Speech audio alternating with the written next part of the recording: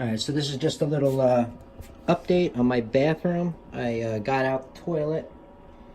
I'll turn off the exhaust so it's quieter. I got out the toilet, so I'm going to install a new toilet in my bathroom. I got this out and I cleaned it really well. This was really dirty. These tile broke when I pulled that out. So, you know, make sure when you're pulling out your toilet, make sure you scrape it really well underneath the toilet before ripping it up. I thought I got it really well, and there was still a tiny bit of glue over here, and it ripped all these tiles up, so I had to scrape all this out and redo it. This tile got completely cracked, and I don't have a replacement, so I filled it in with cement instead, and the toilet should cover that completely, so I shouldn't have to worry about that. But that's what it looks like. My flange is rusted, so I might have to change that out too. It depends how lazy and cheap I am. But yeah, I put a new stainless steel hose in that I bought as well, braided line.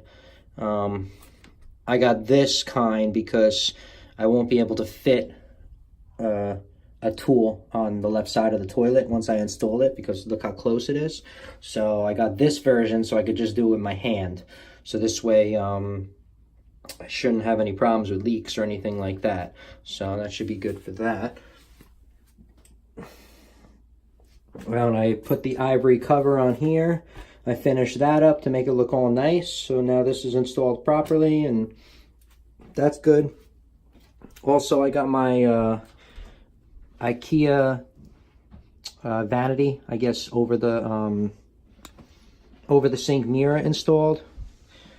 As you can see, this is not the exact one from Ikea. What happened was, the one from Ikea, the mirror was on this side and the shelves were on this side. So I had to rearrange everything. So I cut the mirror off, I cut the glue off, and I re-glued it on this side. And then I re-drilled holes on this side, and I did it again like that.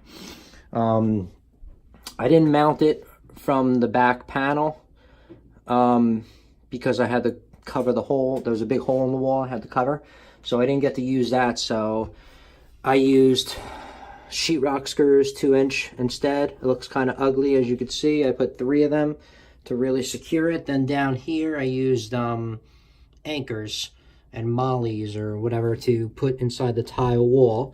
So I used that over there. I took this cover off because it came too close, so I'm gonna have to cut this cover out. And just in case I want to change out the outlet, I'm gonna have to cut that out as well. Yeah, so that's my only problem with that. So this, I'm gonna have to countersink these. Take these out one by one and countersink them, and then I'll be able to fill them in with white silicone or something like that to make them blend in.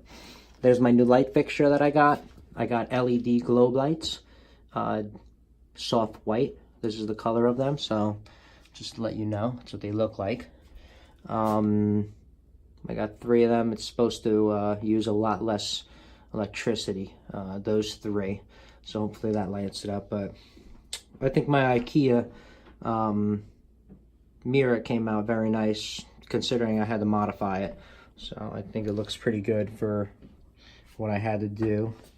So that's just the update on my bathroom, and we should have the new toilet installed hopefully tonight or tomorrow, depending on how much more work I got to do. And then we'll have that done. All right.